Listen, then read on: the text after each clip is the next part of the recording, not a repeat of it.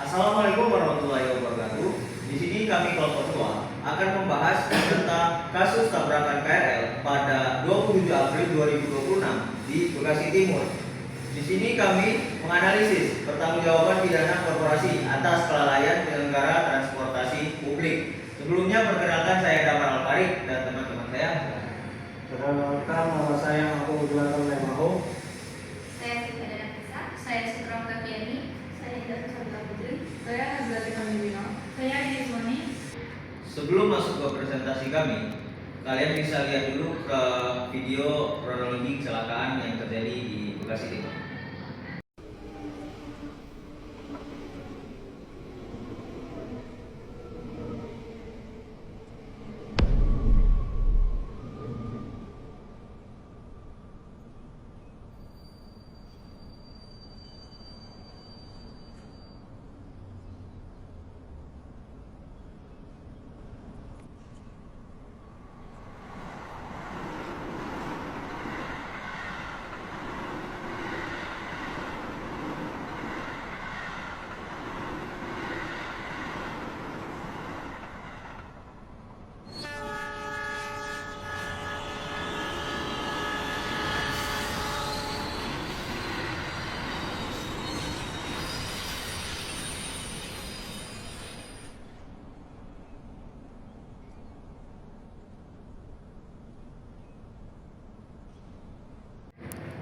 Berikut analisis kami pada kecelakaan KRL di Bekasi Timur.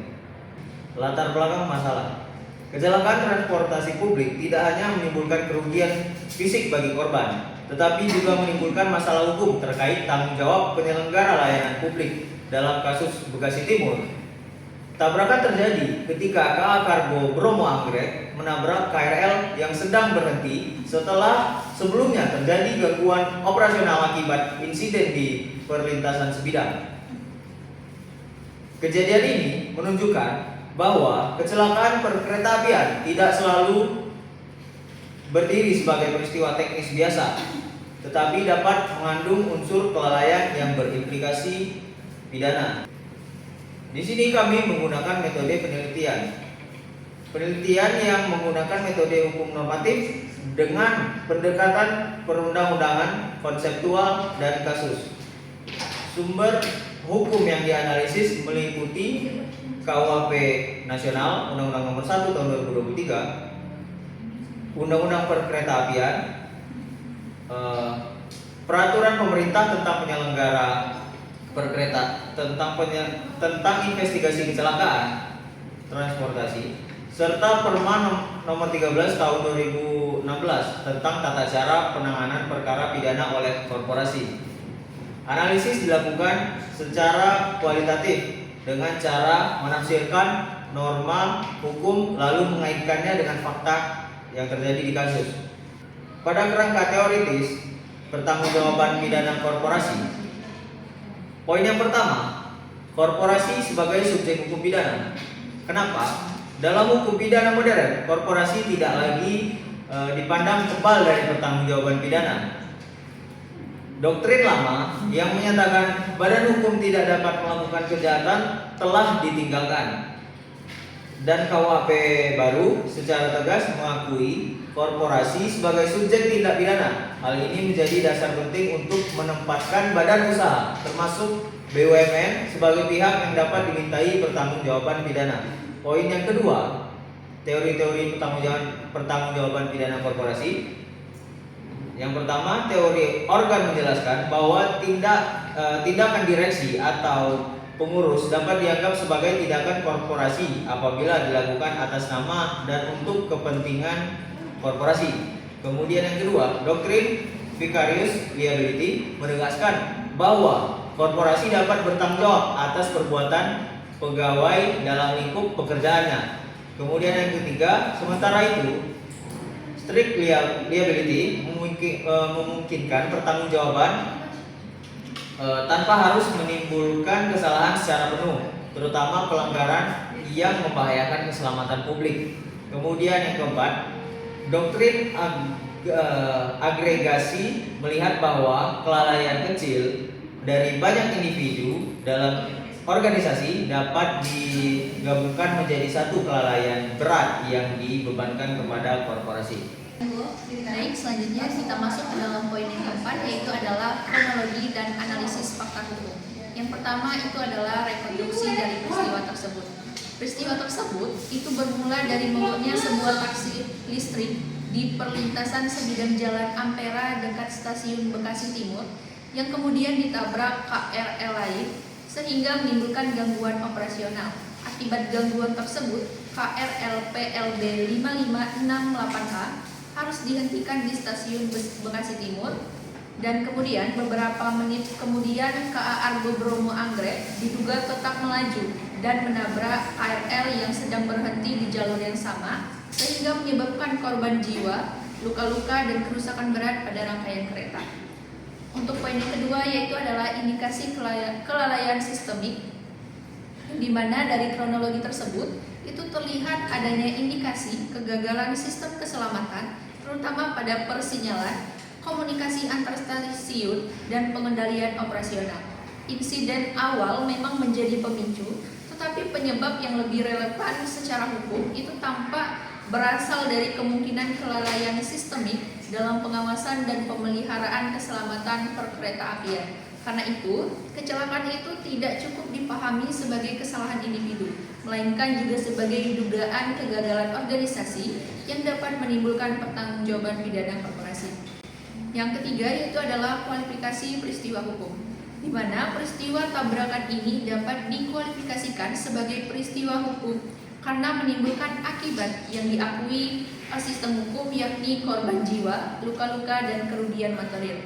Lebih jauh, peristiwa ini juga dapat dikualifikasikan sebagai peristiwa pidana karena memenuhi unsur perbuatan, kesalahan, dan bentuk kelalaian, akibat yang dilarang hukum, dan hubungan kausal antara perbuatan dan akibat. Karena itu, kejadian ini tidak dapat dianggap sebagai force majeure biasa, melainkan dugaan tindak pidana karena adanya suatu kelalaian.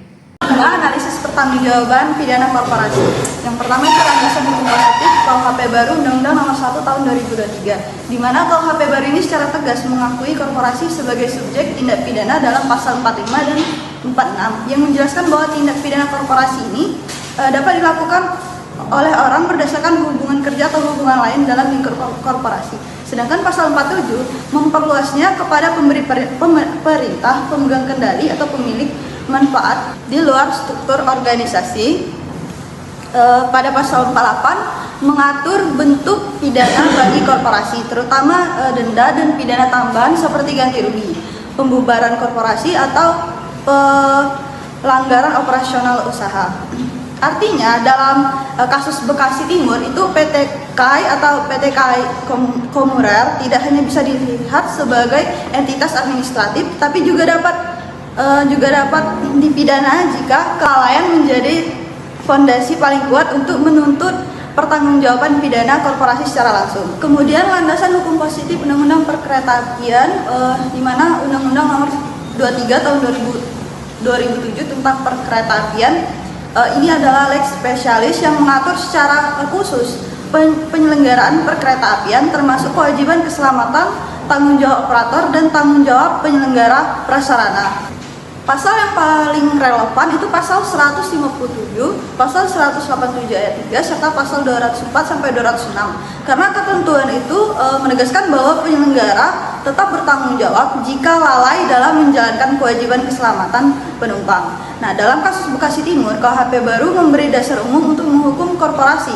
Sedangkan Undang-Undang Perkeretaapian menjelaskan aturan khusus tentang keselamatan dan tanggung jawab dalam operasional kereta api. Jadi keduanya harus dibaca bersama-sama agar dasar hukumnya lebih jelas. Perma nomor 13 tahun 2016 tentang cara penanganan perkara tindak pidana oleh korporasi memberikan pedoman teknis bagi penegak hukum dalam memproses perkara pidana korporasi. Perma ini menegaskan bahwa hakim dapat mempertimbangkan apakah korporasi memperoleh keuntungan dari tindak pidana, apakah ada pembiaran, atau apakah tidak tindak pidana dilakukan dalam rangka kebijakan korporasi. Selanjutnya, lanjutan dari analisis pertanggungjawaban pidana korporasi, bagian B, penerapan doktrin pada kasus Bekasi Timur. Dua entitas korporasi yang relevan adalah PT KAI sebagai penyelenggara kereta api jarak jauh dan pengelola prasarana, serta PT KAI Komuter sebagai operator KRL. Teori organ dapat diarahkan pada kebijakan direksi terkait pemeliharaan sistem keselamatan, sementara vicarious liability dapat diterapkan terhadap kelalaian petugas operasional. Sementara itu, strict liability memperkuat argumen bahwa penyelenggara transportasi tetap harus bertanggung jawab ketika kewajiban keselamatan tidak terpenuhi. C. Analisis ajaran kausalitas dalam hukum pidana. Pertanggungjawaban hanya dapat dibebankan jika ada hubungan sebab akibat antara perbuatan dan akibat hukum yang timbul. Teori conditio sine qua non memandang bahwa semua faktor yang berkontribusi dapat dianggap sebagai sebab, sedangkan teori Adepot Verozaki menegaskan bahwa hanya sebab yang wajar dan dapat diperkirakan yang memiliki relevansi hukum pidana. Dalam kasus ini, kegagalan persinyalan, komunikasi, dan sistem keselamatan adalah sebab yang paling relevan, sedangkan insiden awal di perlintasan sebidang hanya menjadi pemicu awal. Kemudian bagian D ada analisis unsur kelalaian atau culpa. Kelalaian atau culpa merupakan salah satu bentuk kesalahan dalam hukum pidana yang terjadi karena kurang hati-hati, kurang cermat, atau tidak melakukan tindakan yang seharusnya dilakukan untuk mencegah timbulnya akibat yang dapat diperkirakan sebelumnya. Kelalaian terjadi jika tidak hati-hati, bisa memperkirakan risiko, atau tidak melakukan pencegahan. Dalam kasus Bekasi Timur, dugaan lemahnya pengawasan terhadap sistem persinyalan dan keselamatan menunjukkan adanya unsur culpa. Jika investigasi membuktikan bahwa SOP tidak dijalankan atas sistem ATP dan TPWS tidak berfungsi, maka unsur kelalaian kuat dan dapat menjadi dasar pertanggungjawaban pidana. Analisis pertanggungjawaban pidana korporasi. E. Analisis perbuatan melawan hukum. Perbuatan melawan hukum dalam hukum pidana tidak hanya diartikan sebagai pelanggaran terhadap ketentuan undang-undang secara formal, tetapi juga mencakup pelanggaran terhadap kewajiban hukum, standar keselamatan, dan kewajiban kehati-hatian yang seharusnya dipatuhi dalam penyelenggaraan layanan publik.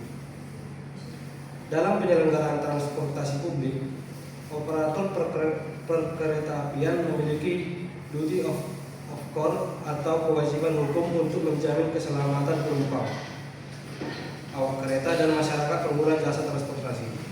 Kewajiban tersebut tercermin dalam berbagai ketentuan peraturan perundang-undangan, termasuk Undang-Undang Nomor 23 Tahun 2007 tentang perkeretaapian yang mewajibkan penyelenggara perkeretaapian menjaga keselamatan dan keamanan operasional.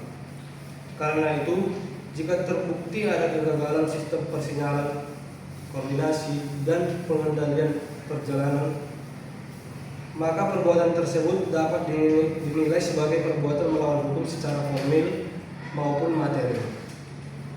F. Konstruksi proses penegakan hukum. Penanganan kasus ini harus dilakukan secara komprehensif, mulai dari penyelidikan, penyidikan, penuntutan, persidangan, hingga putusan.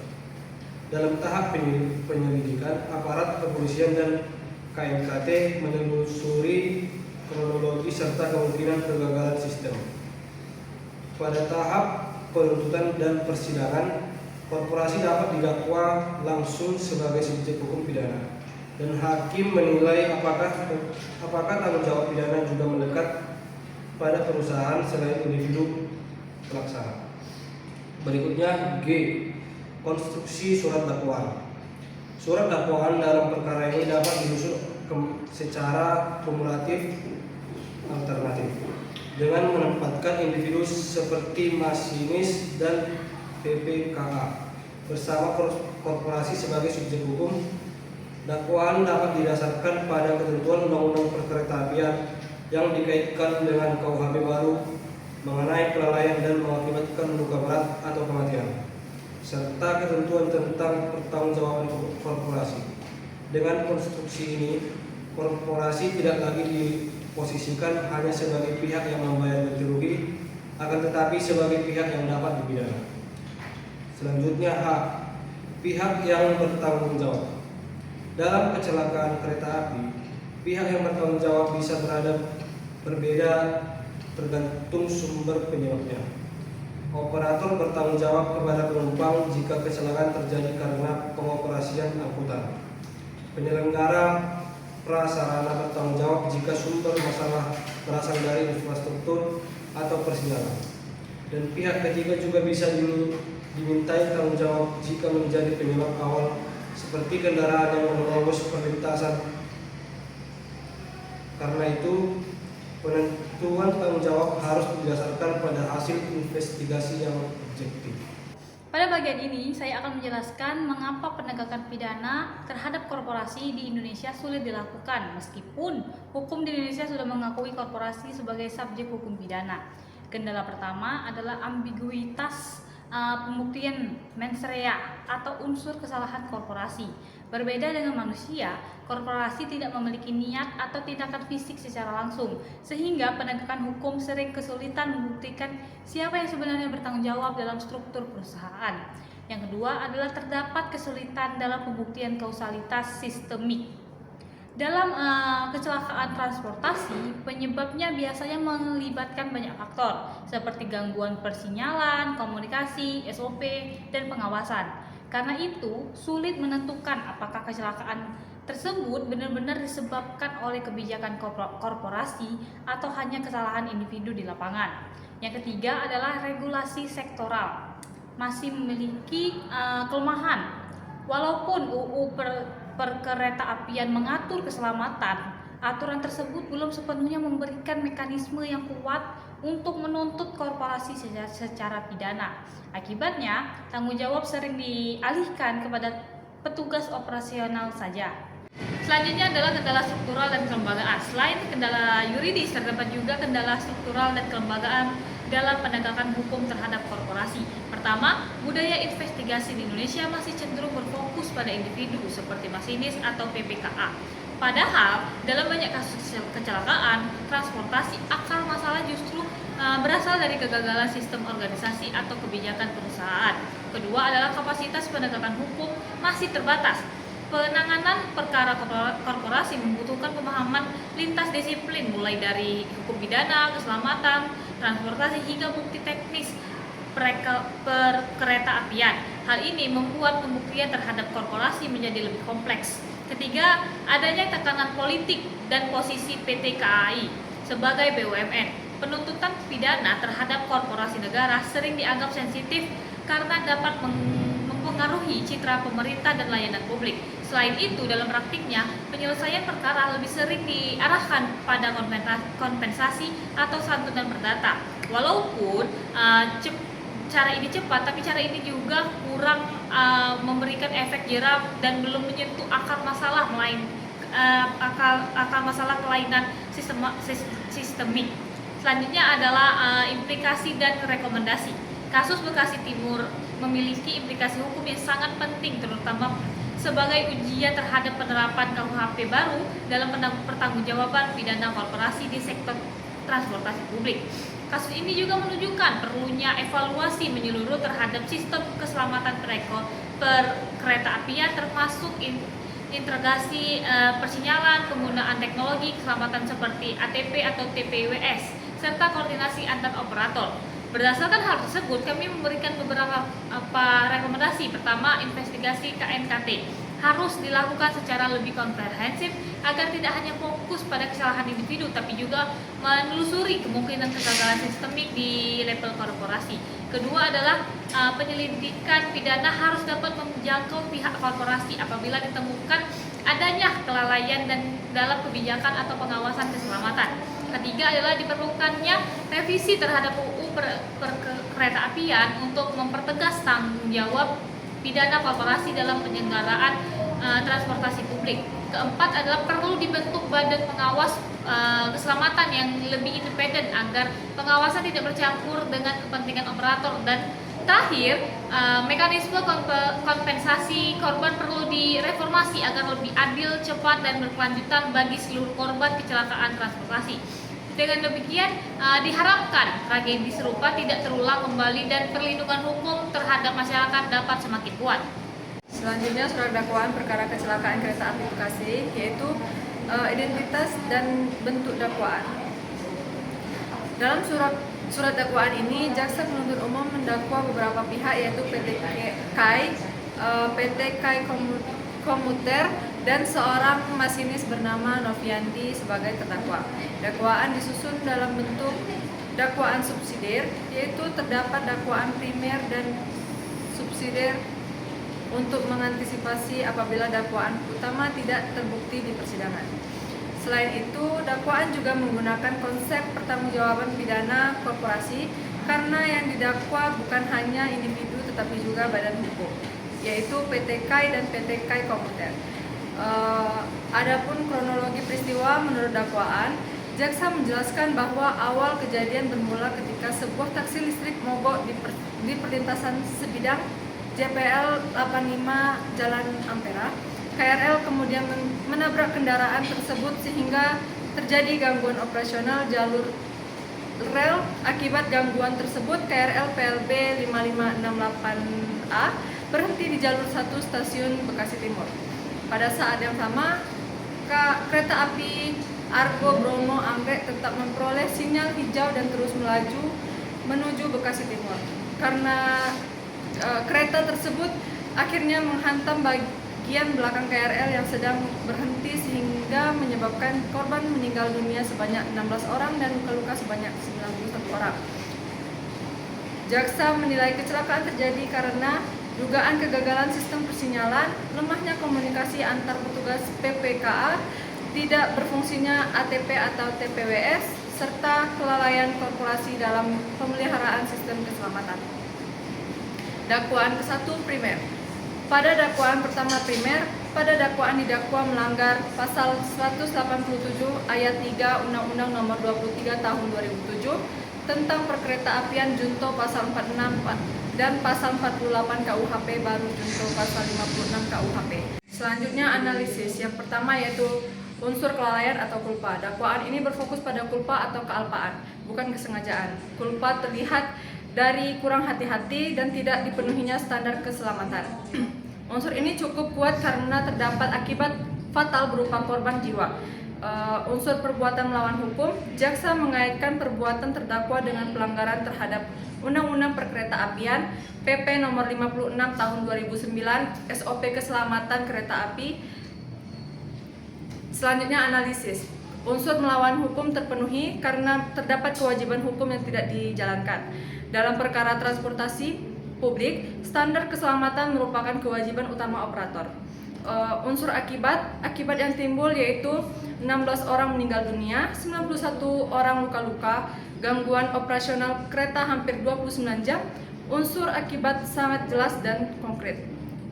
Adanya korban jiwa memperberat pertanggungjawaban pidana.